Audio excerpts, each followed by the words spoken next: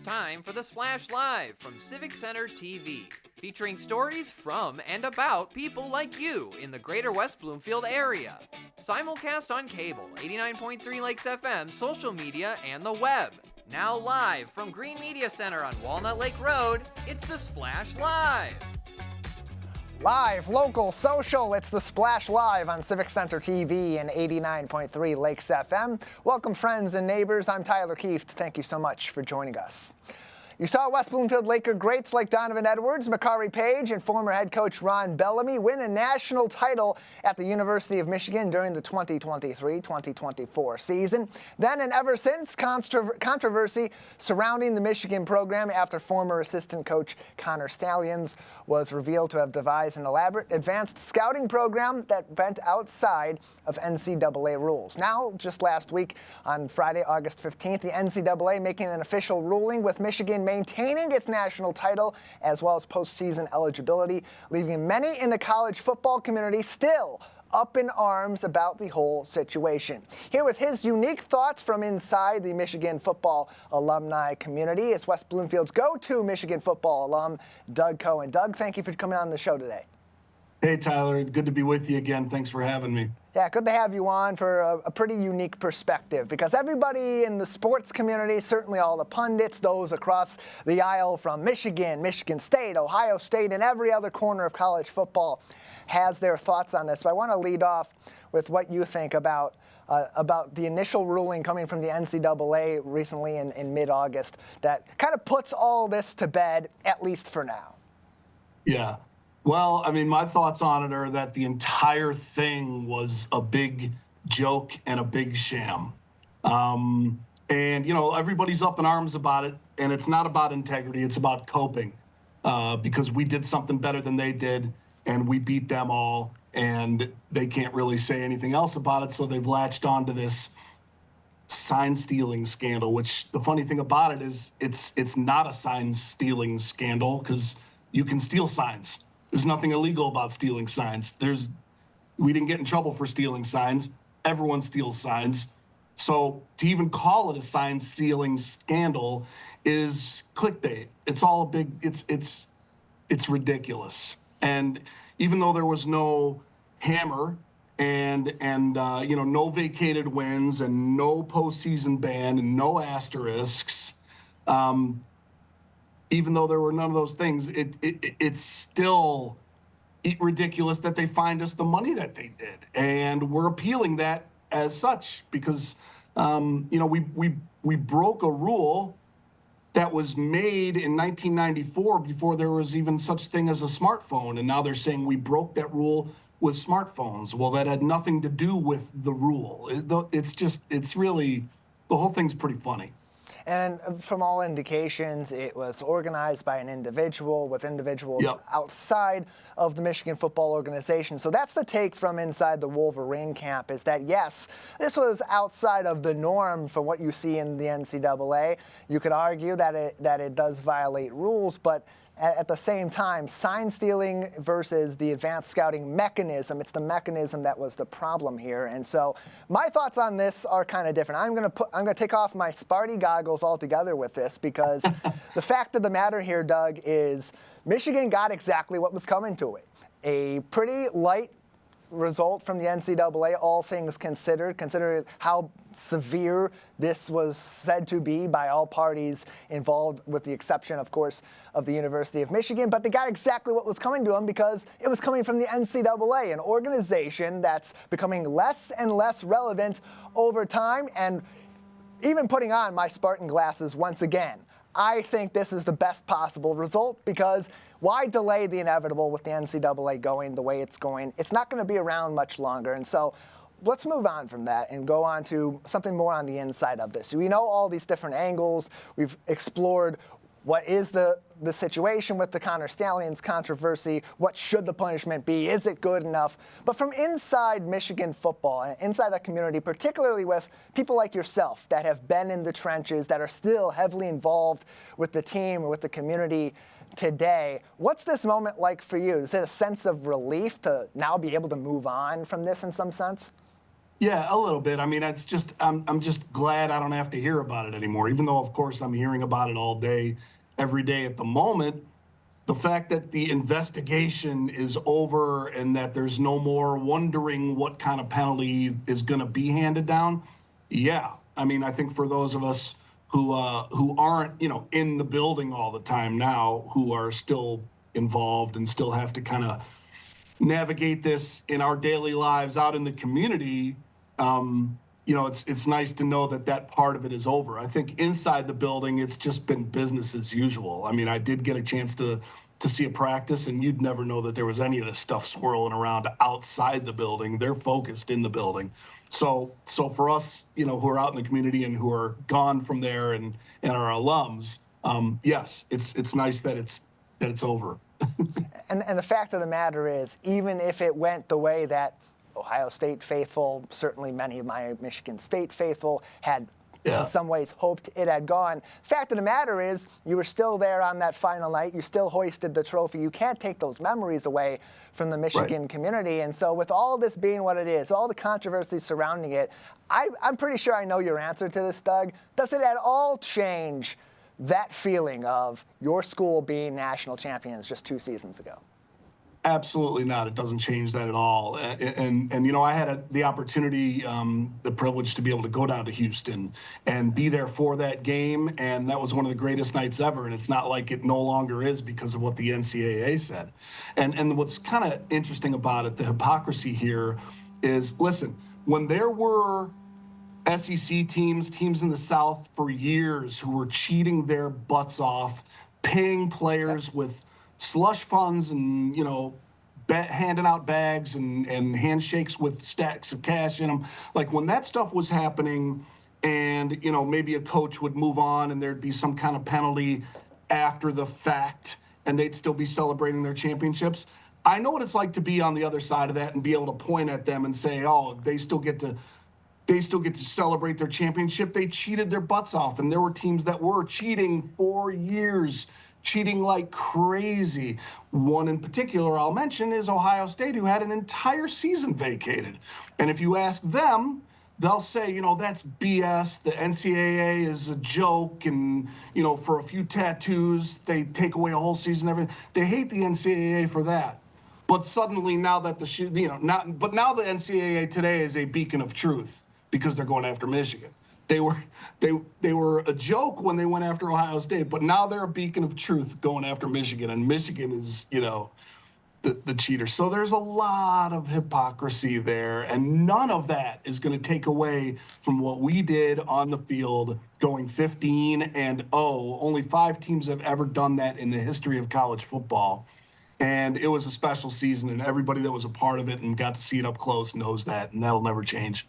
Doug, you're wrong. The NCAA was a joke then, and it's a joke now. It's grabbing onto any leg it can grab onto as it drowns in the lake of college sports in 2025. Doug Cohen is with us. He's a Michigan football alum from right here in West Bloomfield. As the big news late last week and all throughout the college football conversation right now as we approach the beginning of the season is the NCAA's ruling on the University of Michigan. No vacated wins, no vacated championships, still eligible for the postseason. Hefty fines, upwards of $20 million, and it could include some postseason revenue being vacated as well, and a show cause order for 3-game suspension over 2 seasons for head coach Sharon Moore. But a lot of this fodder goes back to rivalries being perhaps a bit too heated. Whether it's Michigan and Ohio State, Michigan and Michigan State, or even those rivals teaming up against their co-arch rival with MSU and OSU communities, very often piling on to Michigan. It kind of goes back to something I've noticed for several years throughout all of these communities.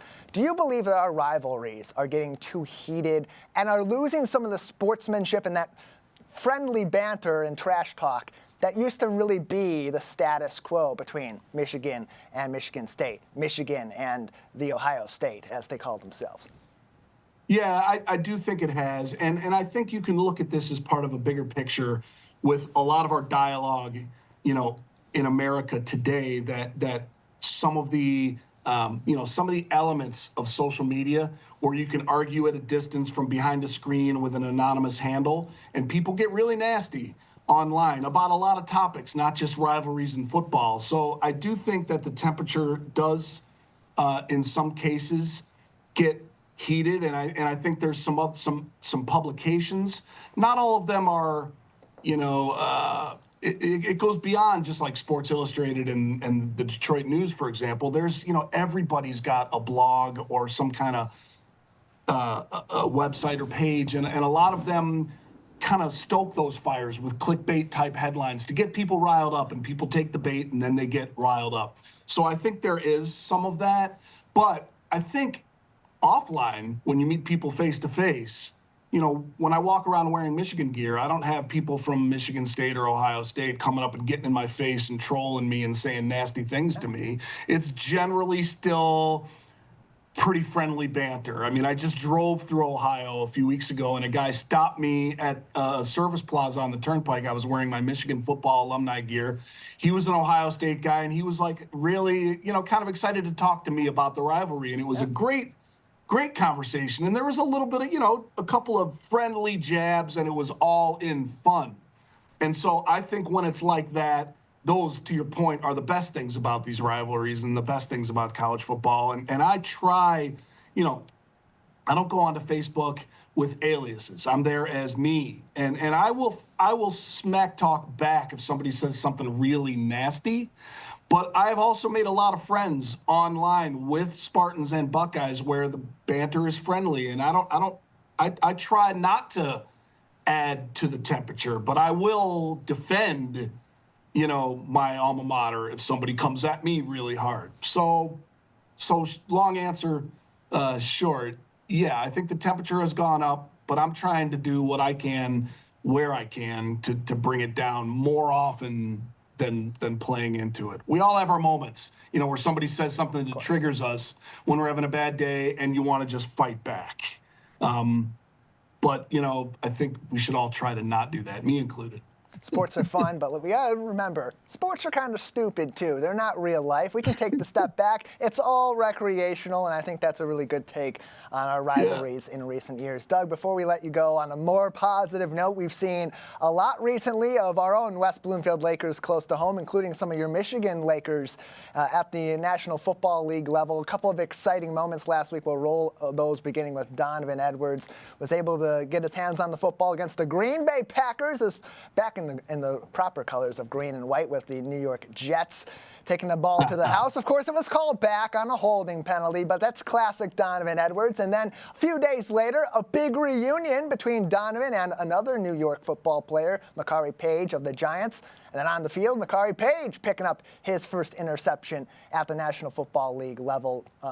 Doug, beyond, of course, Donovan and Makari and others from the Michigan and West Bloomfield community that have made it to the next level, so many of our Lakers are now playing in the NFL, including first-round pick Maxwell Hairston of the Buffalo Bills. Your thoughts and your pride on this local football community you support so much, getting its due recognition at the global level today? Yeah. No, I love it. It's fantastic to see the local guys do so well, and let's hope that Max Hairston's knee heals up. It wasn't he avoided a real serious injury from what I understand. It was just a sprained LCL, so hopefully he's back in action soon. And to see Donovan and Makari, what was really cool was, those guys, after the game, they posted a picture that I saw on Instagram, after the game with Makari and Donovan and Braden McGregor, their other Michigan teammate on the Jets, the three of them together. Must have been a fantastic moment for those guys to be able to take a photo like that. And so it is great. I got a chance in the COVID year to spend a lot of time at those games because my best friend who I played ball with at Michigan, Barry Kelly, his son Caleb Kelly, may he rest in peace, was on that team.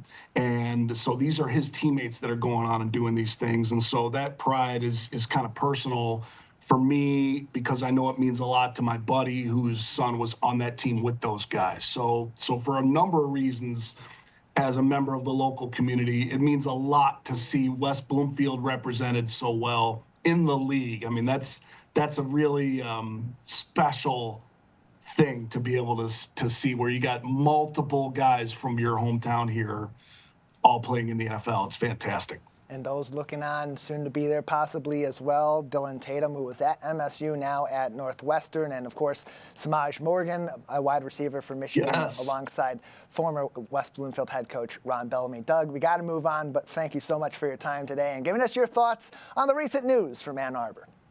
Thanks a lot, Tyler. I appreciate you. Go Blue. I won't repeat that back to you. I'll say go green, go white as we say goodbye to you today. There. That's how you have a friendly rivalry. They say their line, I say my line, and we just move on from there. Let that be a lesson to those of you out there in TV land. The next time you go vote in West Bloomfield Township, you may need to go to a different polling place. Changes are underway with West Bloomfield Township's clerk's office shifting gears on some of the township's voting precincts. Here to explain the changes is Clerk Debbie Binder. Debbie, thank you so much for joining us today. Good morning, Tyler. Good to see you. Good to see you as well, and good to talk to you about this. Elections are always some time that get a lot of people out in our community to have their voices heard locally, statewide, federally, of course. But there's some changes on the way to our precincts, reducing the number overall, but a pretty clear and concise reason for that. Please explain. So what we have seen over the last, many years, we've seen a shift in voter habits where they've taken more to voting, ahead of Election Day, whether it's by absentee voting, and now we have early voting. So we've seen a declining number of people voting on Election Day. And Proposal 2 of 2022 statutorily allowed communities to increase the size of registered voters in their precincts from 2,999 to 4,999. We didn't do it right away because we wanted to wait and see the metrics from the November of 2024 election and, see what we saw in a big election before we made that kind of decision. And we didn't want to make the wrong decision. Many communities are doing this, though, now to consolidate because we have seen a tremendous voter shift. We're averaging about 30% of voters now on Election Day, which is down significantly from the numbers that used to vote in the precinct. So it will allow us to, we will consolidate precincts. It will allow, provide for fewer election workers, less equipment, and it will just make it easier to administer Election Day. In this case, it will result in almost everybody will have a new precinct number. Most will not change their polling location. Most will vote in the same polling location, just in a new precinct number. There will be some, though, that will have a change of location, and some just by, for example, the Parks building is being rebuilt, so they will be relocated for at least for a while. So with those kinds of changes, but we are trying to keep things as stable as possible. Hopefully you'll see some of the same faces, but we will see we are going to go from 26 precincts down to 20 precincts. And it is consistent. I think if you look around at communities, everyone is either made that change or is making that change. We just didn't want to make it going into 24 until we were confident that the numbers were still going to be there. And you mentioned a lot of these details at the recent West Bloomfield Township Board meeting. That is on civiccentertv.com on demand for those watching and listening if you want to hear some more details on this from earlier on in the month. Part of what went into the restructuring of these precincts that I think people will really be well receptive to, Debbie, is aligning the precincts more along the lines of where the schools are located. Often in the past we've had people that are on the borderlines of maybe Walled Lake and West Bloomfield schools. Their kids go to one and they vote in another. That's somewhat rectified in these new precincts, correct? It will definitely help the way it's been a tremendous outcome of being able to have those size precincts. We will now, we are a community that has 7 school districts in that, and within our boundaries, our jurisdiction, which is unusual. The next closest is White Lake with 5, and most only have 1 or 2. So 7 school districts is quite a few within the boundaries that we're conducting elections for. So previously, we had multiple precincts that had what we would call a split, and they had ballots from the two different school districts, or sometimes it was including when one district had an election, the other one didn't. But the election workers, who are just temporary workers, had to make sure that the voter got the correct ballot, whichever school district they lived in. We were able to consolidate now in such a way that each precinct will only have one school district within it. So it will make it much easier for the election workers on election day, and it will make it easier for the clerk's office to administer and just increase the efficiency as well of not having to manage different ballot styles. So we look forward to that change. Most of the buildings, we're trying to finalize one precinct still into a new location, but we're not sure exactly what that location will be yet.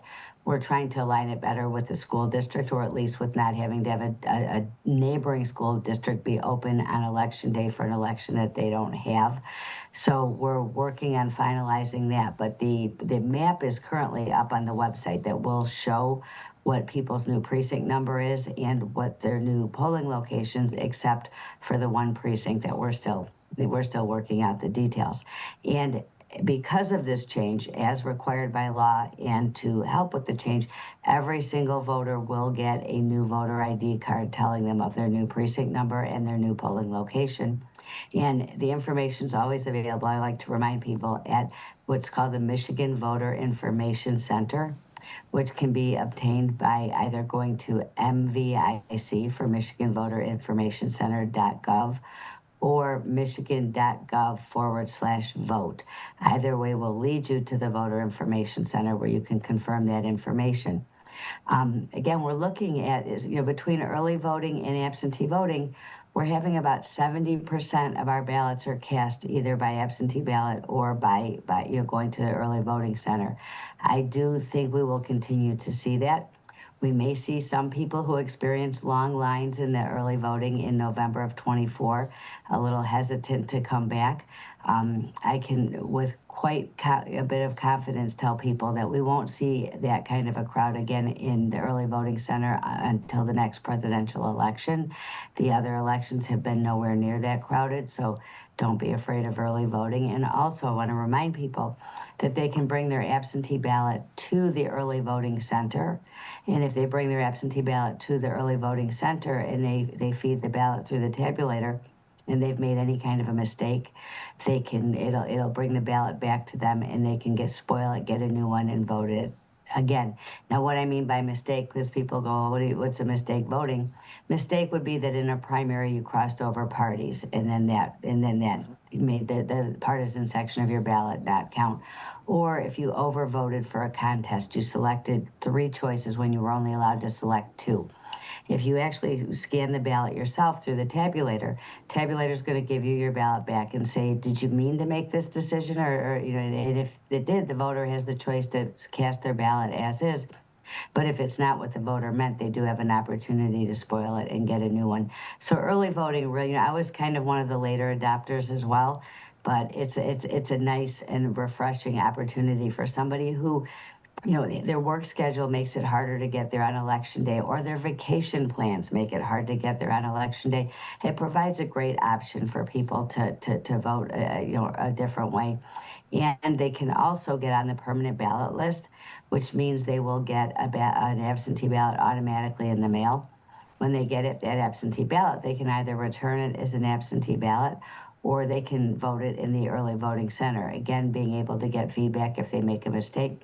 If it comes through as an absentee ballot and there is a mistake, a bipartisan team is going to look over that ballot and make a determination if the voter just had a stray pen mark and didn't mean to mark a box, or if there was something that triggered the machine to catch it. But it's not the same as the voter having the opportunity to spoil the ballot and vote it again. So I think that the reception to early voting has been significant. And if we look at the shift, we kind of see that our early voting and our absentee kind of brought the previous absentee together, but we've also brought some over from the voting on election day in their polling location. So you will see the fewer number of precincts. So we're going from 26 to 20. And obviously, because I know I've been asked, so I'm bringing this up just because I've been asked, even though I don't anticipate this to be an outcome, what will you do if there are long lines? And obviously, If there are long lines, we will adjust. We will not leave the long lines. Now, what I would recommend to people is there may likely be longer lines in the morning, and everyone tends to go on their way to work. So if you have the ability to go later in the day, the polls are open from 7 a.m. till 8 p.m. So if you have the ability to go later in the day, you won't encounter long lines typically. And if the lines are a little bit longer in the morning, we probably won't make a change. But if we see a really disruptive pattern of long lines, then obviously it may be inconvenient that election, but we will we will look at adjusting things in the future to accommodate as voter habits continue to change. And per legislation that was voted from a referendum by the voters in 2022, it allowed through state law for local clerk's offices to make these sorts of decisions in the future should regulations regarding elections from the federal level, from the state level change. You still would have that flexibility, Debbie, and this will be my last question for you. If we do, for many other reasons, whether they're political reasons, regulatory reasons, or so on, see an increase of people going back to the polls as opposed to early voting or mail-in votes, is there a potential we could see more of these precincts come back years in the future? I would say that we would adjust if we needed to, if we saw that kind of an increase. We're not going to leave, our voters with long lines. Again, if it's an hour in the morning and the line's long but not insanely long, then we're not going to make an adjustment. But if we see that there's a voter shift, I have sitting right here, Tyler, I have it. Every election broken down by turnout, voter turnout, and how those voters chose to vote. So if we see those numbers shift back toward voting on election day or in a precinct, we will make an adjustment too. This is the adjustment for now. I don't know if you recall, but one of our election workers came and spoke at one of the board meetings about how he was bored all day. I think in one of the elections, I'm just looking, we had 92% of the ballots were cast by absentee ballot. It was a small election, and we've always had a higher number of ballots cast by absentee in a smaller election, but 92%, that left very little activity in the precincts. I think some of our precincts had more workers than they had voters. So we will continue to watch the habits, but as long as we're seeing what we're seeing now is about 70% of the voters are casting their ballot before Election Day, whether in the early voting center or by absentee, leaving about 30% voting on Election Day. So as long as we continue to see that, we will keep the numbers at what we have with the new ones. But yes, we will adjust in the future if we see those habits switch back. Gone are the days where there's really only a couple ways that you can get your voice heard. You have so many more options to make sure that your voice is heard in each and every election, and our local clerk's offices making sure that they're doing their part to make those smooth experiences each and every time you go to the polls. Debbie, thank you so much for your time today. Yeah, thank you, Tyler. Thank you. West Bloomfield Township Clerk Debbie Binder joining us on the Splash Live. West Bloomfield reducing the number of its election precincts from 26 down to 20 as we approach the midterm elections in 2026.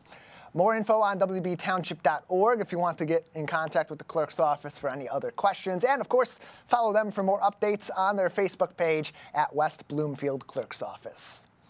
This time of the year is one of the busiest out on our local lakes, with boaters and beachgoers alike enjoying the summer sun. Close to home in West Bloomfield, a learning opportunity for kids, getting them out on the water and setting sail on a brand new skill. Civic Center TV intern Ishan Desai has the story. I'm here at Cass Lake, where Community School Sailing is hosting its Try It Out night.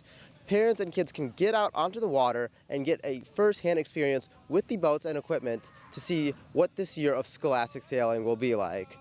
I think that one thing you should know is that sailing is one of those experiences that you think it's just sitting on a boat, but truly there's so many aspects to it that make it amazing. You get to learn how to tie knots, how to sail the boat, and if you come around with us a lot more often, you get to learn about the racing style and the techniques used in professional sailing that are even used in a Olympic environment, which I think is a very unique tool in the fall and spring times, where we have even clinics with professional sailing coaches and even mentors. Out here, I mean, sailing being on the water is just something that is, I think, really therapeutic to people, really appealing for a lot of reasons. Cass Lake is a very busy lake with lots of boaters, and we have one of the largest sailing programs, so I'd say a lot of people just want to be part of something that's a growing sport around the nation, around the world, and it's a great way to meet a new community, and a really great community at that. So, I will say high school and the middle school sailing with a community sailing school, it brings in not just one high school, it's not just West Bloomfield, it's not just Groves, it's not Seaholm, it's not just DCDS, it's all of the schools coming together. So you're meeting so many people from so many different areas, and we're coming together, we're having dinner together, we're sailing together, we're competing together. And it's a great way to meet people in the community and make so many friends, not just within your school, but just around the entire Oakland County area. before the start of each high school season in the fall, we like to allow new prospective members, students, to try out high school racing for the first time. They usually arrive after school, or in this case, in the evening, and they're going to go out on boats, and they're going to learn a little bit about sailing if they haven't already, and they're going to get to know their coaches, and they're going to get familiar with Cass Lake. So scholastic sailing works a lot like our other sports in our high schools and our middle schools, except we're traveling to our other events. So when we get, our middle school programs are more about training and learning how to sail, and then our high schools continue on to go to different events all over the Midwest and across the nation. So it works a lot like a soccer or a football team, except our meets or our games are regional. So we go to different places in Michigan or out of state to compete against other sailors. I think sailing is similar to other sports, that if we're athletic and minded and we're good at basketball, good at football, it comes to us pretty easily. But if we're not real athletic minded, I wasn't a real athlete as a young person, but sailing is, because there's a lot of mental and focus and thought process to it, as well as a physical aspect, it works well for us that are not always the most physical people for regular conventional sports. It was great to get out onto the water and get a first-hand experience with the boats. If you want to get out on the water and learn about the sport of sailing, be sure to come to the Try It Out night at Cass Lake. For Civic Center TV, I'm Ishan Desai. To learn even more about the Community Sailing Academy right here in West Bloomfield, the first fully accredited sailing academy in the state of Michigan, you can watch our recent interview with Eric Ellison from their team on demand on civiccentertv.com. It's a tradition that spans the generation and concludes the summer in the tastiest way possible. For now, 60 years, the prettiest little city in Michigan bids farewell to the summer with their annual ice cream social, connecting neighbors and old friends alike and creating an historical landmark along each and every calendar year's August page. Sylvan Lake Garden Club member Tina Herzberg, as well as city historian Helen Jane Peters, recently joined me to preview the big anniversary of the prettiest little city in the state of Michigan. Ladies, thank you both for being with us today. Hello. Glad to have you both. Glad to have you both on the show to talk about this. And always an exciting day in the city of Sylvan Lake, bringing people together for the ice cream social. Tina, I want to start with you. The Sylvan Lake Garden Club plays a big role behind the scenes, getting this all together at the community center. What can we expect here in a couple of weeks? Well, it's a week away. Yeah. We're going to have outdoor games. We've actually got Oakland County bringing some of their inflatable game, bounce house and climbing wall. And there'll be all kinds of history about the ice cream social set up. Good desserts to partake in with a top of ice cream and some sprinkles on top of that. So come say hello to meet new neighbors, say hello to old neighbors, and it's a fun time just getting together with everybody. 6 p.m. on August 21st. That is a Thursday night in the city of Sylvan Lake. 6 p.m. Sylvan Lake Community Center open to everyone in the prettiest little city in the state of Michigan. Helen Jane Peters is also with us, the Sylvan Lake historian. And Helen Jane, Tina mentioned it. This is something that really does also look into the history of Sylvan Lake. But this event in particular is one of those that has spanned the generation. So for you, just how critical has the ice cream social been as sort of that marking point throughout the years and throughout the decades in Sylvan Lake history? Well, this started 60 years ago in 1965, and it started with the Garden Club. And I don't know for sure if I was at the first one, but I have attended as many as possible. And it's always fun because it's like bringing the whole community together. You see people that you haven't seen possibly since last year when we had this. And it's wonderful for new people to come to meet their neighbors. So that is really fun. One thing that they used to do years ago is the children in Sylvan Lake were asked to sell tickets to the ice cream social. And they were little, like 2x3 tickets, and they would go to their neighbors and ask if they would like to buy one. So they'd be all set when they came to the ice cream social. So if the kids sold 10 tickets, they would receive one free for themselves. And so they really worked hard so they'd have a ticket for themselves. I'm kind of guessing their parents would not just give them $1 to buy a ticket, but they would actually earn their ticket.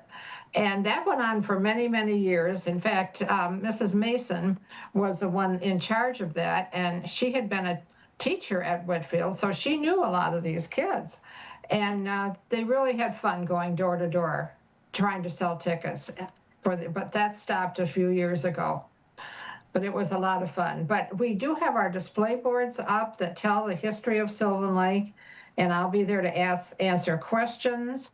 And we have some special ones that Tina and I made 5 years ago to honor our ice cream social.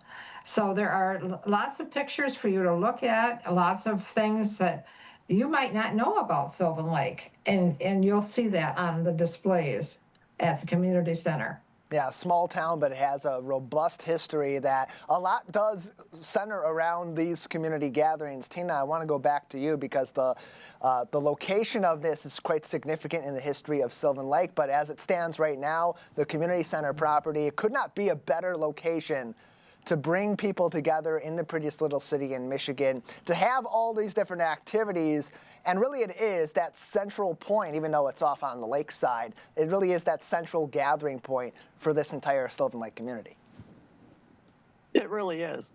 The community center, when I first came here, the community center was the old community center. Mm-hmm. And it's been such a gathering space. It's lovely. I love it.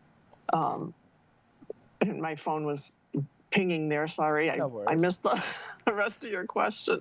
That's okay. Technology gets in the way sometimes. We do this over Zoom, all these interviews. Convenient to bring everybody in from all throughout our community and beyond. And sometimes we got to navigate through that. No big problem. Tina Herzberg with us from the Sylvan Lake Garden Club. Helen Jane Peters also with us, the Sylvan Lake historian. The Sylvan Lake Ice Cream Social comes back for its 60th annual event on Thursday, August 21st from 6 p.m.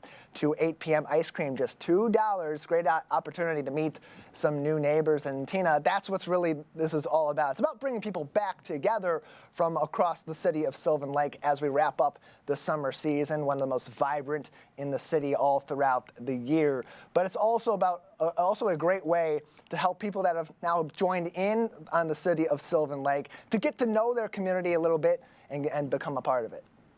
It really is.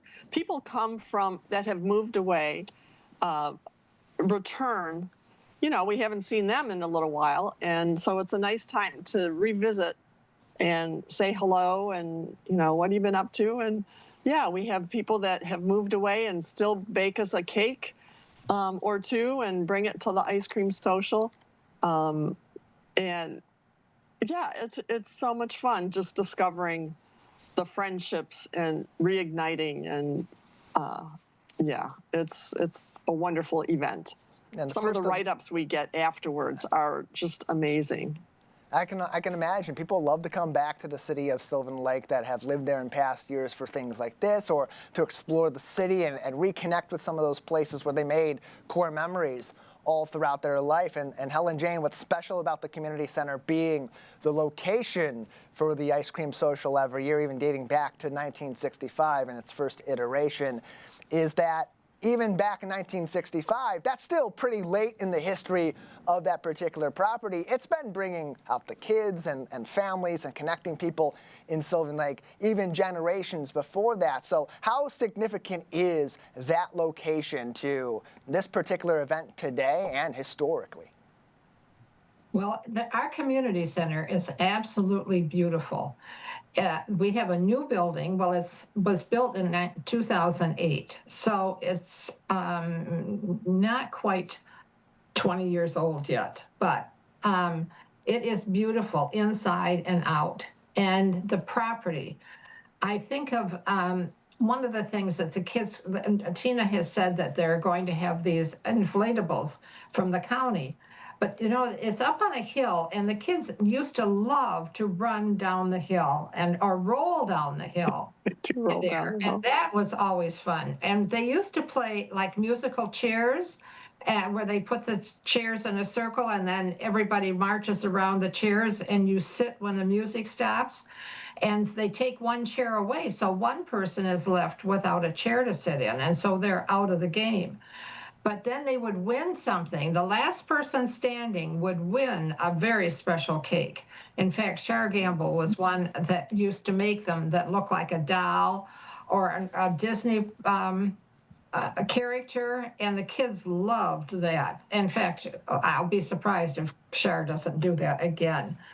And I want to reiterate, the cakes are all homemade. They are delicious, and it's really hard to make a decision which one you're going to choose. And then you have a choice of chocolate or vanilla ice cream.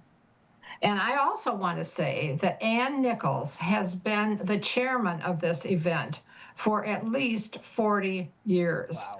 We recognized her a few years ago at the Michigan Week breakfast. To honor her as a volunteer. And she was absolutely, she has this down to a science. She knows exactly what has to happen and what has to happen ahead of time. So it's very well organized. You buy your ticket and you go through the line, and then you choose your cake and ice cream. So we can thank Anne for doing this for so many years, and all the wonderful homemade cakes. And it's, of course, it's one of the hallmark traditions of the city of Sylvan Lake, but it's also something that has withstood the test of time and also changed over the years. And you know, in a world where we're so fragmented today, we have our busy lives, we have so much going on, we don't necessarily, people are not getting out as much maybe today as they have in the past. Tina, I want to go to you. How important in 2025 are these community traditions now in comparison to even just a few years ago? Oh, very important. You know, it's just so empowering to know all your neighbors and to see them on a regular basis and to talk and meet with them. You can just take a walk and you're talking to how many people on your walk. I mean, it's very important these days to be able to reach out and just say hello, just know your neighbors. Very important. And Helen Jane, you've seen this event throughout the years. You've seen the different times throughout the history of Sylvan Lake that you've been in the city, and that you've been serving as the city's voluntary historian. How this event has changed, how it's made an impact, and how it really reflects on what makes the Sylvan Lake community special. So as people are experiencing the event now and in the past few years and in the years to come, just how important are moments like this, even as they are just a drop in time, how important are they over the span of time for a city like Sylvan Lake? Well, we do know a lot of our neighbors. But there are people that might live on another street that we don't pass when we're out walking. And this is a walking community. And if you don't have a dog, like we don't anymore, it's just unusual for people to walk without a dog. But anyway, we do know and love our neighbors, and we keep track of them. And if we don't see them, somebody will knock on their door to find out if they're okay. So we are a caring, loving community, and we do want to know what's happening with our neighbors. Everyone is very loving. In fact, I just met, somebody just bought the house next door, and I was telling her what it's like to live here. And it's still going to be a surprise to have so many people interested in your life and what you're up to. So we do care about each other, and this is going to continue. This is what builds our whole community. All of what we do here is because we care about each other, and especially our neighbors. So just come, because you will feel the love between everybody. And that's one thing that Sylvan Lake is known for. It's these kinds of moments that make living in a town like Sylvan Lake bring you back in time a little bit, back in the generations to when we had these small towns that had that sort of connection and gave people that special connection to where they live. Tina, Helen, Jane, I want to thank you both for joining us.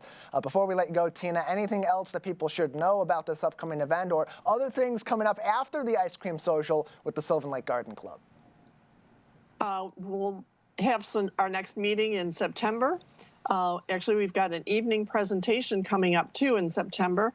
But if you're interested in the Garden Club, there'll be some information at the ice cream social. You can talk to one of the members if you're interested in joining us. Yeah,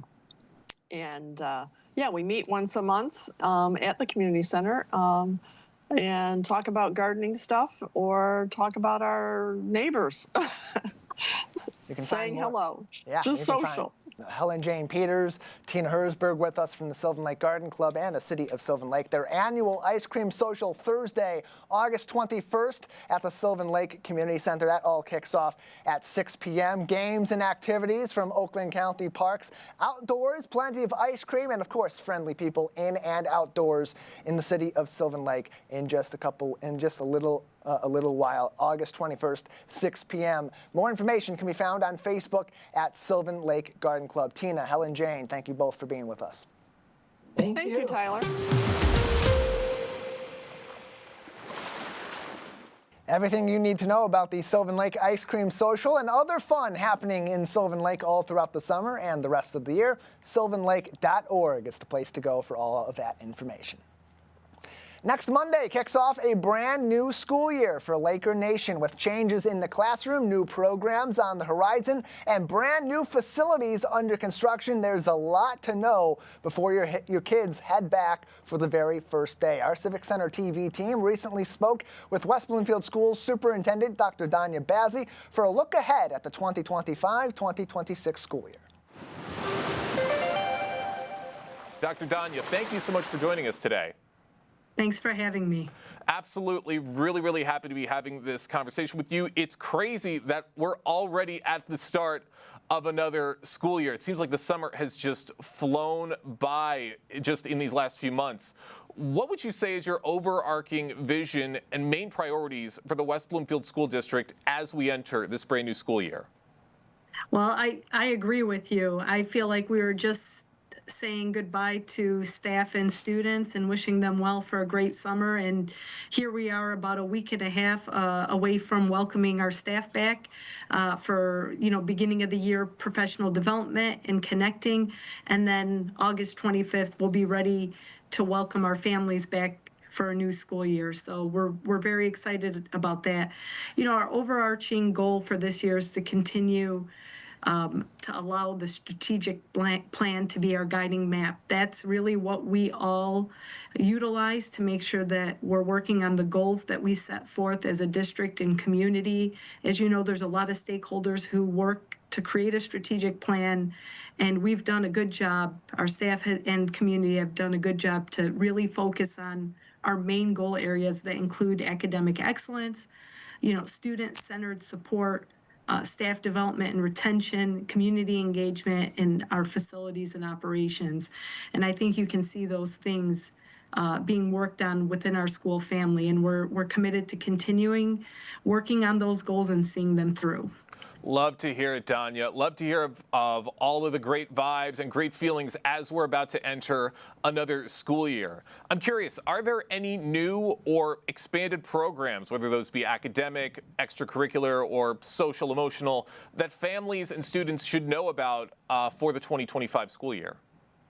We have a lot going on as it relates to academics within the district. One thing that we're really excited about is our K-5 ELA, our English Language Arts program, that will be implemented across all 4 of our elementaries.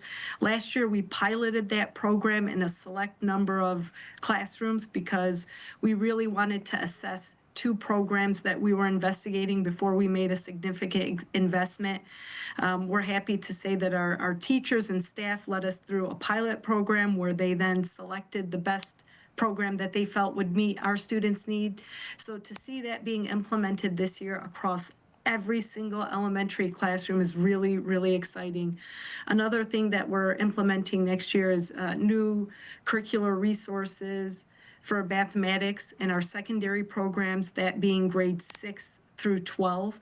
So again, we are updating our resources to make sure that they're aligned to our students' needs. So those 2 academic areas are really important to us, as well as the continued expansion of our elementary STEAM program, because we know how important it is for our students to have access to engineering and science and technology at the early level. So that program is going to continue to grow. As we've seen, again, it was piloted last year with full implementation this year. Lastly, we're really excited about our Level Up Mathematics. Our goal is to get every student into Algebra 1 by 8th grade at West Bloomfield so that they're able to take calculus as seniors and that they're best prepared for the SAT moving forward. So that Level Up Math in elementary is going to allow our students the ability to take algebra as 8th graders. And again, we've seen great success with that program, and we'll continue to see significant growth in our students based on that. Always working to shape young minds. I love to hear it, Danya. Great to hear of all these projects and programs that are going to be available in the next school year. Now, you were talking about the elementary schools just a second ago, and of course, one of the big things is still the construction that's taking place at the new Chico Elementary School, and there have been some building transitions and some shifts in school assignments and some redistricting going on. How is the district preparing to support students through these ongoing shifts? Right now, Chico is in its 2nd year at the Abbott site, and that transition has went well. Obviously, there's logistical issues in terms of location for some of our families, but we've worked in terms of providing transportation to the north side of the district to make sure that our families are supported in that way. Our hope is that Chico will continue to stay at Abbott this year, and then the building completion will be, the building will be completed in August of 2026, where they'll be able to move in to a brand new state-of-the-art facility that has a children's museum theme. So we're really excited about that building and what it's going to offer our students. With that, though, we'll be coordinating a move for Doherty to move to the Abbott site so that we can start the construction of the Doherty site. And again, our staff is phenomenal. The Chico move really went very well because we have a staff that's committed to being positive and helping where they can help. And we have great we have a great facilities and operations team that help coordinate that. So, of course, there's bumps in the roads, but overall, I feel like the transition has worked well, and we've been able to support our families wherever those gaps exist. Seems like it. And we here at Civic Center TV, we got a look at the Chico construction not too long ago. Seems like everything's going along pretty nicely. You said that it's scheduled to open in August of 2026. How do you think that progress has been going with the school, and what are you most excited about for everybody to see with the new building? I'm really excited for them to see the classroom spaces that we have.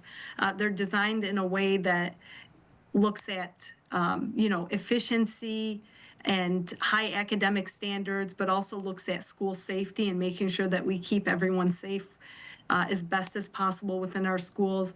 I think you're going to see a lot of Michigan history in that building that's pretty neat in terms of, again, we're trying to create the atmosphere of a museum that's focused on Michigan history and Michigan facts, because we're obviously proud Michiganders as well. So I think it's going to be a unique building that really ties in history of our state into the building. Awesome. And of course, we're talking about the Chico Elementary construction, but as you said, the Doherty construction is going to be worked on very, very soon. Can you walk us through maybe some of the status or the plans for some of the future construction efforts that are going to be taking place? So the Doherty site will follow in terms it will be its own unique building with its own unique flair, but a lot of the common spaces will be very similar to Chico. Our goal is to standardize what the classroom looks like in West Bloomfield School District so that all of our students have a similar experience in those buildings. So the classroom design, as well as like our cubby spaces for school safety, those will be common. Spaces like the cafeteria and gymnasium and the I Center, which serves as our media center, those spaces will be common to Chico in terms of building a standardization within our buildings. But Doherty, like I said, because it's on a unique piece of land, there's going to be attributes that are really specific to Doherty and that honor, its past, its history, and us moving forward, for the future of our students. So our goal is to start that building as soon as the Chico site is completed. Our design process is almost complete with that. We should be finishing up the designs by end of September, early October, and then those designs will go out to bid in the fall so that we're able to start construction in the summer. Can't wait to see all these great schools make their way to West Bloomfield. For those just joining us right now on the Splash Live, I'm talking with West Bloomfield School District Superintendent Dr. Danya Bazzi, giving us a preview of the 2025-26 school year, which is just a few short weeks away. And of course, plenty of great new programs and resources available this school year, including the district recently just opened the Adult Transition Center for students ages 18 to 26. I was there at the grand opening. It looks like an incredible resource for a lot of people. What goals do you hope that this center fulfills in the coming school year, and what's the reception been like so far? So far, the families have been really impressed with the space. Our staff has utilized some of the summer to help transition and move over from their current site. There's excitement around that program in terms of a sense of belonging to the West Bloomfield School District. The program is twofold, right? This is an adult transition program, so you want to feel that it is transitioning into adulthood. So they're not in high school, and we don't want to treat them as they're in high school. So that's why you saw the building has a separate entrance, access to parking, so that they do have that sense of this is their space. But at the same time, West Bloomfield High School has so many amenities that they can now utilize: the track, the pool, the theater space, the cafeteria space. These are spaces that they didn't have in their previous site. So bringing them in is allowing them access to a lot of the wonderful amenities at West Bloomfield High School, and then making more partnerships and connections with our student body as well as our staff there. All very, very important. Love hearing about these great developments. Can't wait to see what the Transition Center does in the coming year. Danya, looking beyond this school year for the 2025 year, are there any additional facility improvements or infrastructure plans that families and community members should anticipate in the next phase? Yeah, one thing that we're really excited about and working on the designs as we speak is the career and technical STEAM space at West Bloomfield High School. This will be an updated space for our robotics, our architectural programs, our computer application programs. This space will allow to have a full-size robotics practice field on site at West Bloomfield High School. This is really having a real focus on robotics and STEAM spaces for our staff. So we've been working very closely with the teachers, Mr. Buddy and Mr. Shaw, as well as our architectural teacher. They have been instrumental in the design of those spaces, and we're very excited about that. There'll be a significant addition at West Bloomfield High School, but it'll allow our robotics program to have the space necessary to really get into the AI world and the robotics, like the automation world. So we're very excited about that. Looking ahead to the future, I'm sure the kids are going to love it and the teachers as well. Dr. Bazzi, I know you're very busy, lots of planning to come ahead for the upcoming school year. Last question before we wrap things up. Any final words you'd like to say to parents or anybody watching about this upcoming school year? All I say is, I thank everyone for their partnership. We're all here to do what's best to support our students, staff, and community, and those lines of communication are open. I really encourage everyone to join us for Family Fun Night on August 28th at West Bloomfield High School at 5 p.m. It's going to be a wonderful community event, and we'd love to see everyone out there. Oh, I'm sure a lot of people are going to be out there having a great night at West Bloomfield High School. Danya, thank you so much for joining us today here on The Splash Live. Thank you. Have a great one.